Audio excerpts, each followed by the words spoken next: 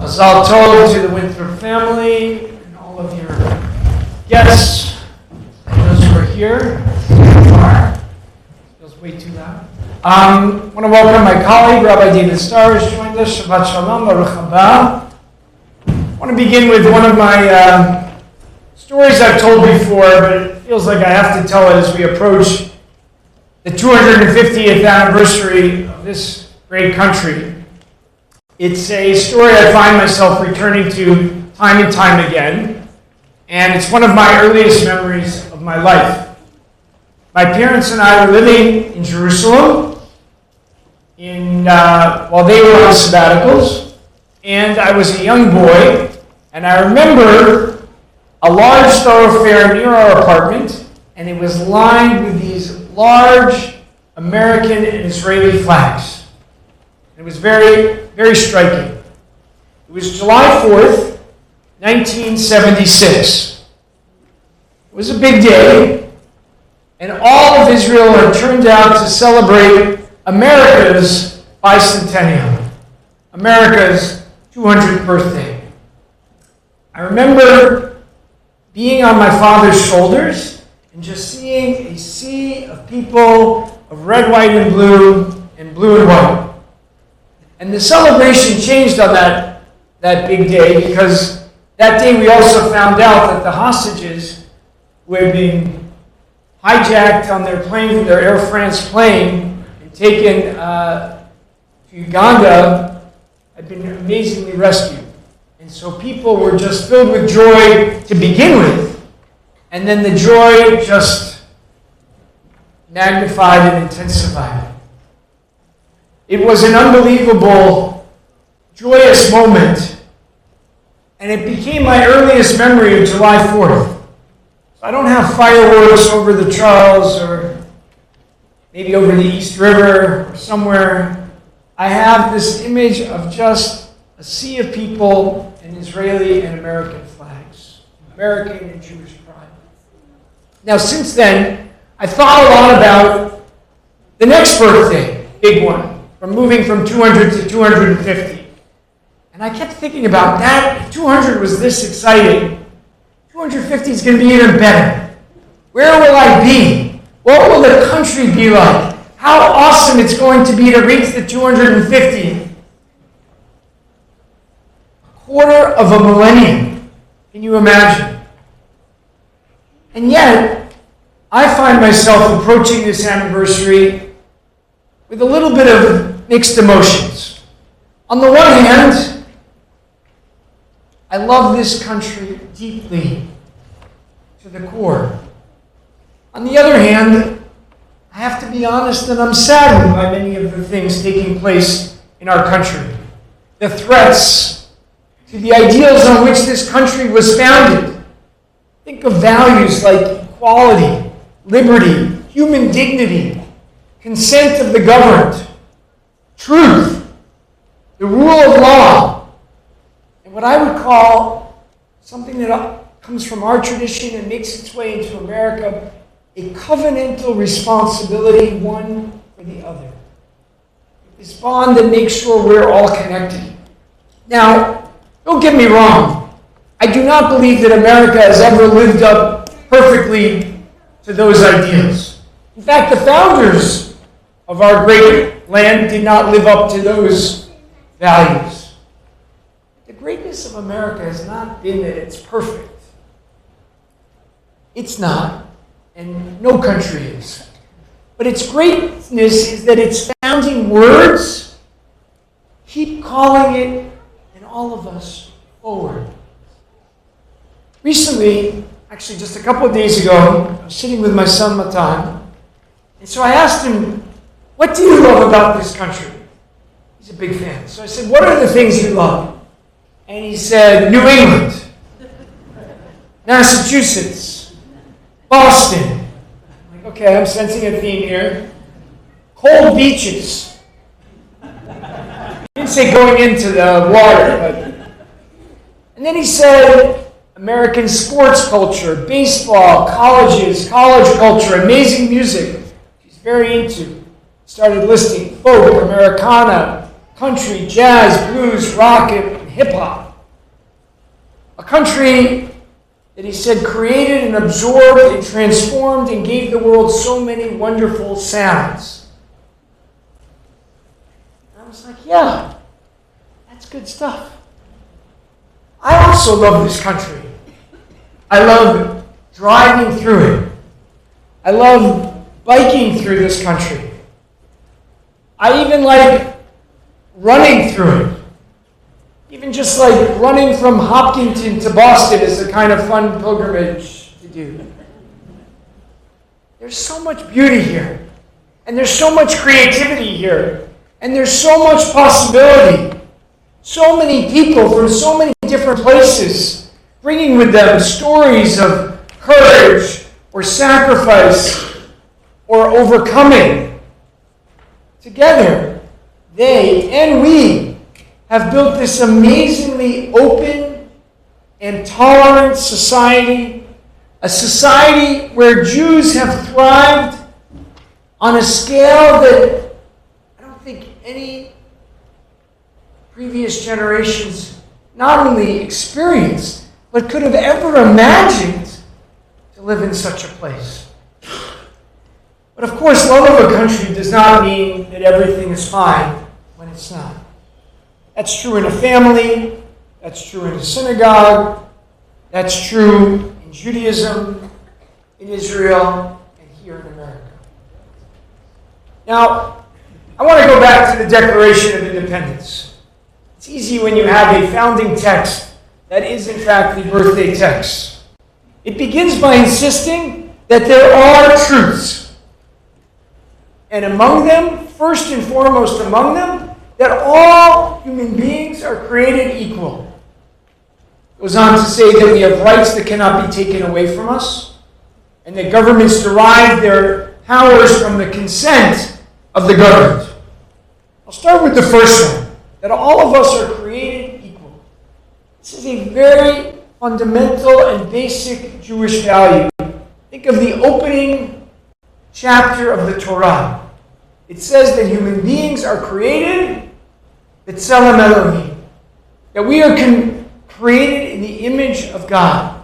What does that mean? It means that we are fundamentally equal.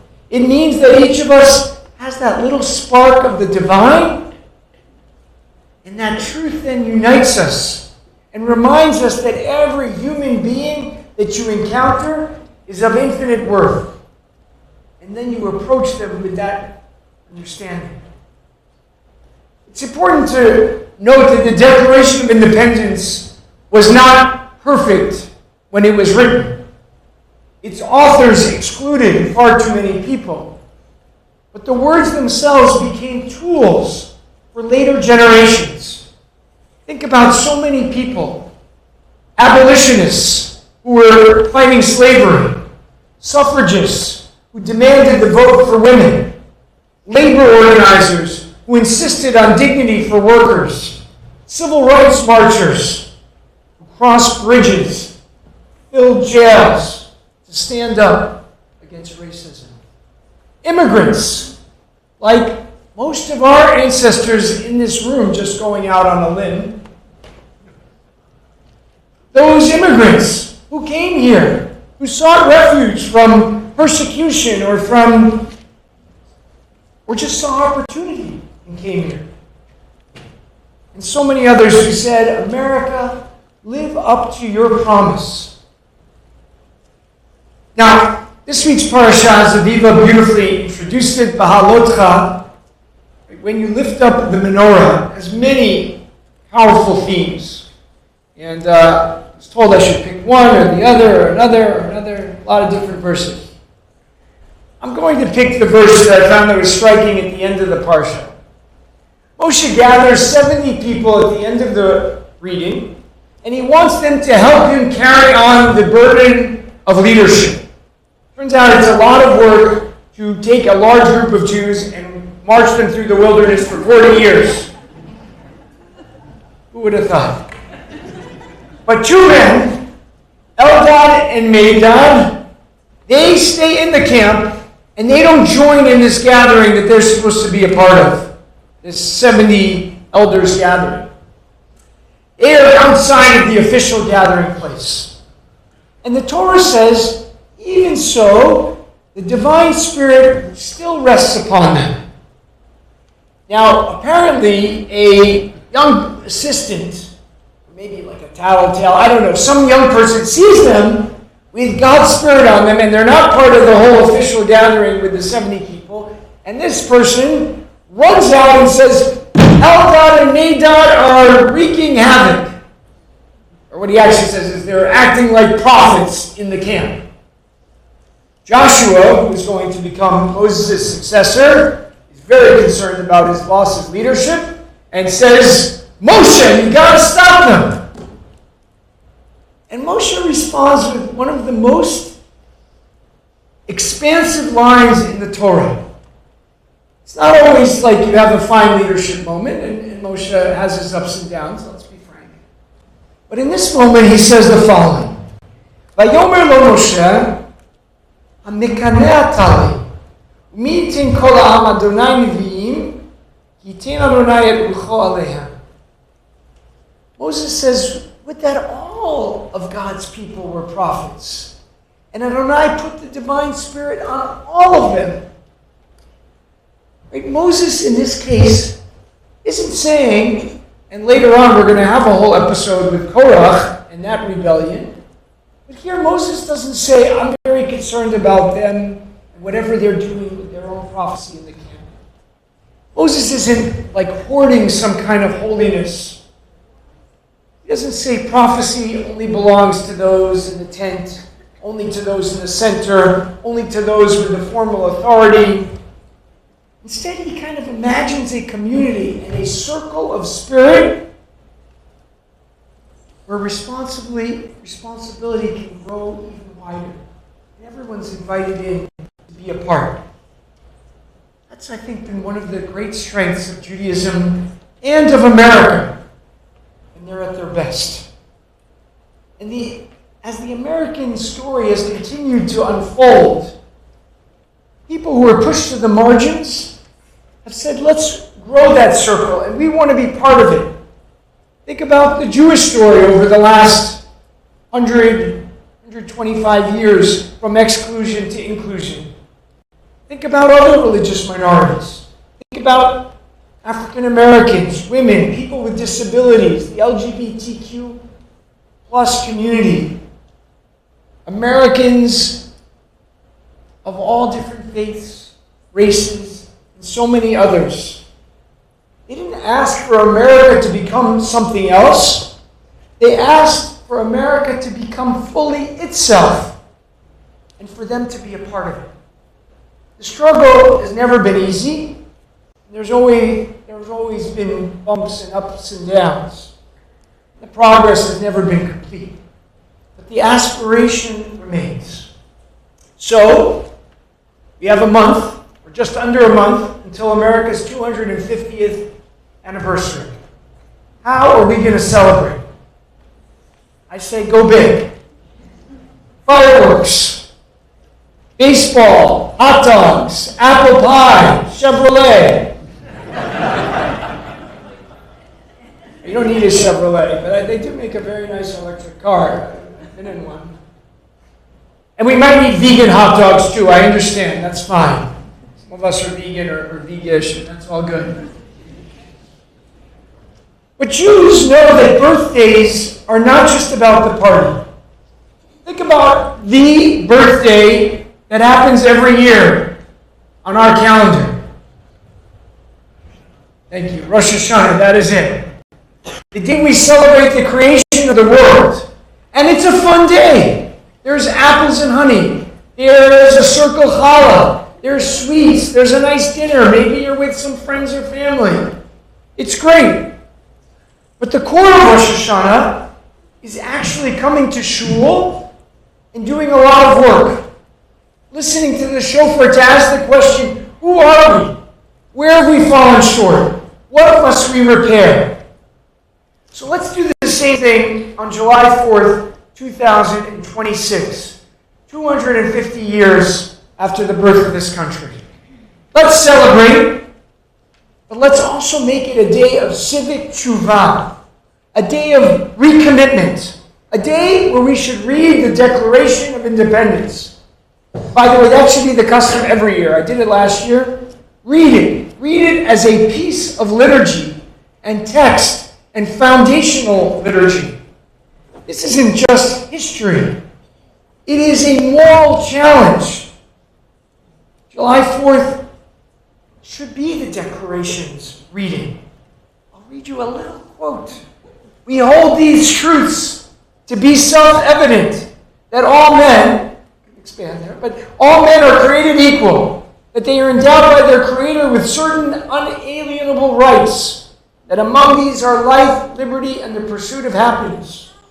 Or another one, governments derive their just powers from the consent of the governed.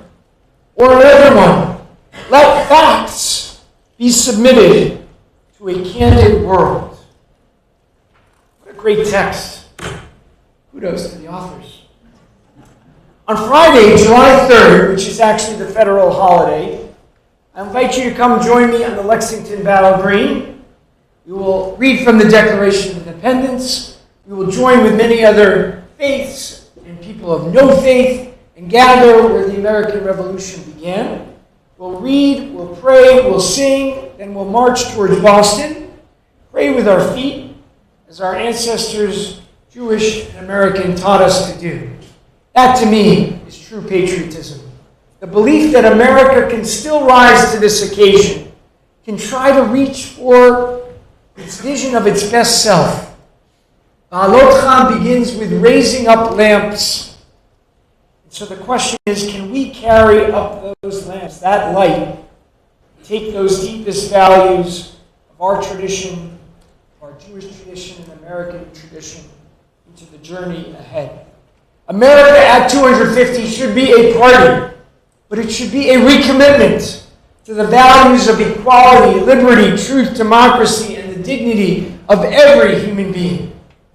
May we celebrate this country with gratitude. It is an amazing gift to be in this country. But we have to confront its failures with honesty. And may we all become part of the solution to help it be what it is always promised it could be. Let us all say, Amen. Shabbat Shalom.